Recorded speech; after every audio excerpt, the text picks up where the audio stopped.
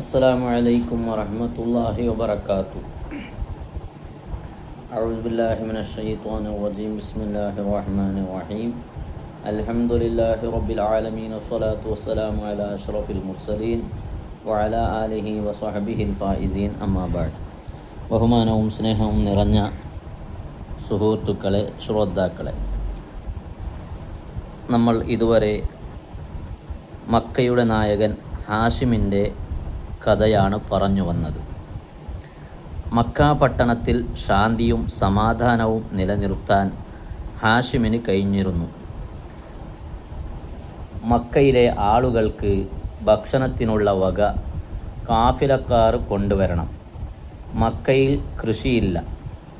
ഹാഷിമിൻ്റെ കാലത്ത് കാഫിലക്കാർ ധാരാളം ആഹാര സാധനങ്ങൾ കൊണ്ടുവരുമായിരുന്നു. ജനങ്ങൾ പട്ടിണിയില്ലാതെ കഴിഞ്ഞുകൂട്ടി. ജനസേവകനായ നേതാവിനെ എല്ലാവരും സ്നേഹിച്ചു. എന്നാൽ ഹാഷിമിൻ്റെ വിയോഗം നാട്ടുകാരെ ദുഃഖത്തിലാഴ്ത്തി. ഇനി തങ്ങളുടെ നേതാവ് ആരാണ്? നാട്ടിൽ സമാധാനം നിലനിൽക്കണം, പട്ടിണിയുണ്ടാകരുത്, നല്ല ഭരണാധികാരി വേണം. ഭരണാധികാരി മരണപ്പെട്ടാൽ സന്താനങ്ങളിൽ പ്രമുഖനാണ് ഭരണാധികാരം ഏറ്റെടുക്കുക. ഹാഷിമിൻ്റെ മകനാണെങ്കിലോ കൊച്ചുകുട്ടിയാണ്. അവനെ ഭരണാധികാരിയാക്കാൻ പറ്റുമോ? ഇല്ല. എന്നാൽ ഹാഷിമിൻ്റെ ഒരു സഹോദരനുണ്ട്, മുത്തലിബ്. മുത്തലിബ് ദയാലുവാണ്, ജനസേവകനാണ്.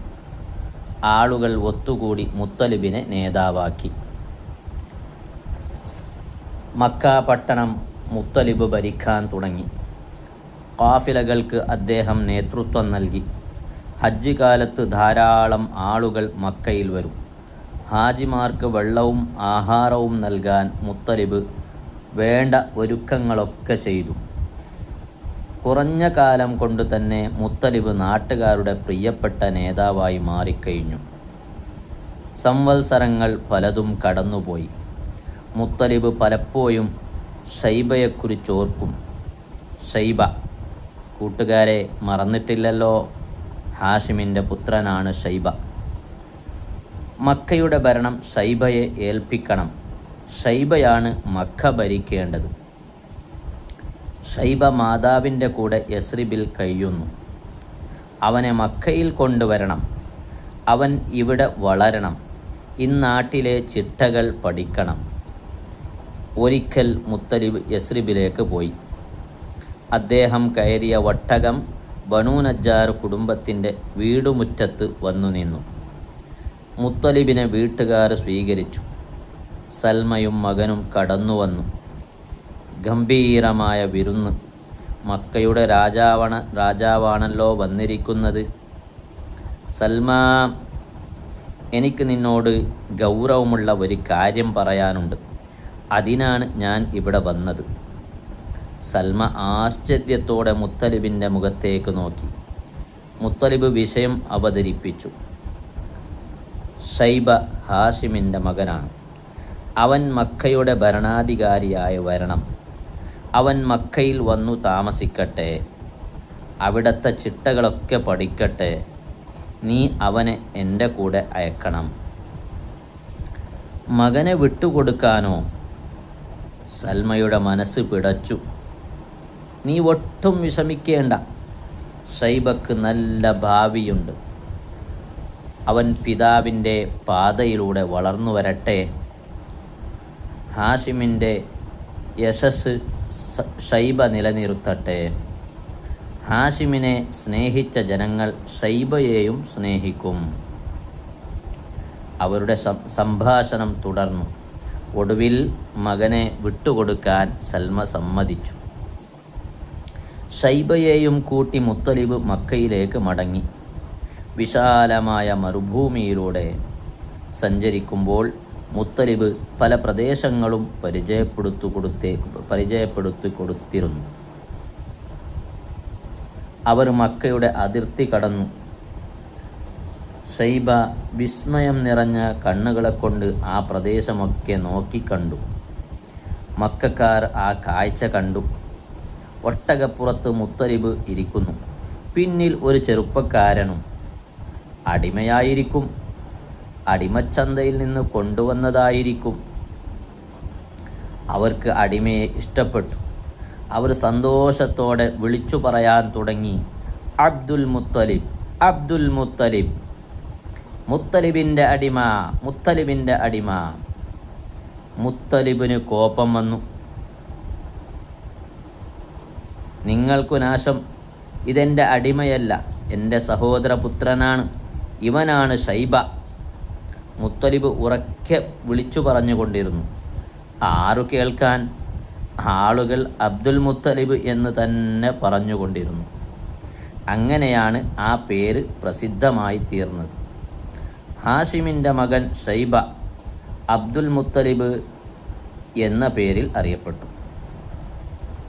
അന്നത്തെ അറബികളെപ്പോലെ ഇനി നമുക്കും ഷൈബയെ അബ്ദുൽ മുത്തലിബ് എന്ന് തന്നെ വിളിക്കാം. ബുദ്ധിമാനായ ചെറുപ്പക്കാരൻ, വിശാല മനസ്കൻ, വളരെ വേഗം ജനങ്ങളുടെ സ്നേഹം സമ്പാദിച്ചു. മുത്തലിബ് ആ ചെറുപ്പക്കാരന് ഭരണകാര്യങ്ങൾ പഠിപ്പിച്ചു കൊടുത്തു, കുടുംബചരിത്രം പറഞ്ഞുകൊടുത്തു. ഹാഷിമിൻ്റെ പുത്രനല്ലേ, എല്ലാ കാര്യങ്ങളും വളരെ വേഗം പഠിച്ചെടുത്തു. ഒടുവിൽ മക്കയുടെ മഹാനായ ഭരണാധികാരിയായി അബ്ദുൽ മുത്തലിബ് ഭരണം ഏറ്റെടുത്തു. അങ്ങനെ അബ്ദുൽ മുത്തലിബ് വിവാഹം പ്രായമായപ്പോൾ വിവാഹം കഴിഞ്ഞു. ആദ്യമായി ജനിച്ച പുത്രൻ്റെ പേരാണ് ഹാരിസ്. അബ്ദുൽ മുത്തലിബിന് അള്ളാഹു വലിയ അനുഗ്രഹങ്ങൾ നൽകി. അദ്ദേഹത്തിന് ധാരാളം സന്താനങ്ങളുണ്ടായിരുന്നു. മക്കളിൽ ഏറ്റവും സ്നേഹം അബ്ദുള്ളയോടായിരുന്നു. അബ്ദുള്ള കാണാൻ സുമുഖനും നല്ല വെളുത്ത നിറവുമാണ്. അബ്ദുള്ളയെ എല്ലാവരും ഇഷ്ടപ്പെട്ടു. മറ്റുള്ളവരെ പോലെ അബ്ദുള്ളയും കച്ചവടക്കാരനായി മാറി. നായാട്ടും ആയുധവിദ്യയും പ്രിയനാണ് അബ്ദുള്ള. അങ്ങനെ അബ്ദുള്ളക്ക് 20 വയസ്സ് പ്രായം കടന്നതേയുള്ളൂ. അബ്ദുൽ മുത്തലിബിന് മകനെ കൊണ്ട് വിവാഹം ചെയ്യിക്കണമെന്ന് വലിയ മോഹം. ഉന്നത തറവാട്ടിൽ നിന്ന് തന്നെ വധുവിനെ കണ്ടുപിടിക്കണം. മക്കയിലെ പ്രശസ്തമായ ബനു സുഹ്റ കുടുംബത്തിൽ വിവാഹാന്വേഷണമെത്തി. ആ കുടുംബത്തെ നമുക്കൊന്ന് പരിചയപ്പെടാം. നബി സല്ലല്ലാഹു അലൈഹി വസല്ലമ തങ്ങളുടെ ഉപ്പാപ്പമാരുടെ കൂട്ടത്തിൽ കിലാബ് എന്ന പേരായ ഒരു നേതാവുണ്ട്. കിലാബ് എന്ന ഉപ്പാപ്പയുടെ ഒരു മകൻ്റെ പേര് സുഹ്റത്ത് എന്നായിരുന്നു. സുഹ്റത്തിൻ്റെ സന്താന പരമ്പരയെ ബനു സുഹ്റ എന്ന് വിളിക്കുന്നു. ബനു സുഹ്റ കുടുംബത്തിൻ്റെ നേതാവാണ് വഹബ്. അദ്ദേഹത്തിൻ്റെ സുന്ദരിയായ മകളാണ് ആമിന. സദ്ഗുണസമ്പന്നയായ ആമിനയെ എല്ലാവർക്കും വലിയ ഇഷ്ടമാണ്. അബ്ദുൽ മുത്തലിബിന് ആ കുട്ടിയെ ഇഷ്ടപ്പെട്ടു. അദ്ദേഹം വഹബിനെ സമീപിച്ചു. താങ്കളുടെ മകൾ ആമിനയെ എൻ്റെ മകന് വിവാഹം ചെയ്തു കൊടുക്കണം. മക്കയുടെ നേതാവ് തൻ്റെ കുടുംബത്തിൽ നിന്ന് വിവാഹാന്വേഷണം നടത്തുക കുടുംബത്തിന് അതൊരു അന്തസ്സല്ലേ. സന്തോഷപൂർവ്വം സമ്മതിച്ചു. വിവാഹ നിശ്ചയവും നടന്നു. വിവരം അറിഞ്ഞപ്പോൾ മക്കയിലെ പെണ്ണുങ്ങൾ പറഞ്ഞു, ആമിന ഭാഗ്യവതിയാണ്, അബ്ദുള്ളയെ ഭർത്താവായി കിട്ടിയല്ലോ. എത്ര പെണ്ണുങ്ങൾ അബ്ദുള്ളയുടെ ഭാര്യയാവാൻ കൊതിച്ചു. ആ ഭാഗ്യം സിദ്ധിച്ചത് ആമിനക്കാണ്. അങ്ങനെ വിവാഹം നിശ്ചയിച്ചതോടെ വഹബിൻ്റെ തിരക്ക് വർദ്ധിച്ചു. ബന്ധുക്കളെയും സുഹൃത്തുക്കളെയും വിവാഹത്തിന് ക്ഷണിക്കണം. ഗോത്ര നേതാക്കളെ വിളിക്കണം. 1-ാം തരം ഭക്ഷണം ഒരുക്കണം. മക്കയിലെ ഉന്നതന്മാരാണ്. പുതിയാപ്പിളയുടെ കൂടെ വരുന്നത്. വീടിനു മുമ്പിൽ വിശാലമായ തമ്പ് ഉയർന്നു. അതിനു നിറയെ ഇരിപ്പിടങ്ങൾ നിരത്തി. ഭക്ഷണം പാകം ചെയ്യുവാനുള്ള പന്തൽ ഒരുക്കി. പാചകക്കാരെത്തി. ധാരാളം പഴവർഗ്ഗങ്ങളെത്തി. വിവിധ തരം പാനീയങ്ങൾ കൊണ്ടുവന്നു. ഒട്ടകങ്ങളെ അറുത്തു. ഇറച്ചി പല രീതിയിൽ പാകം ചെയ്തു. ആടുകളെ അറുത്ത് വരട്ടുകയും പൊരിക്കുകയും ചെയ്തു. റൊട്ടിയും പലഹാരങ്ങളും ഉണ്ടാക്കി.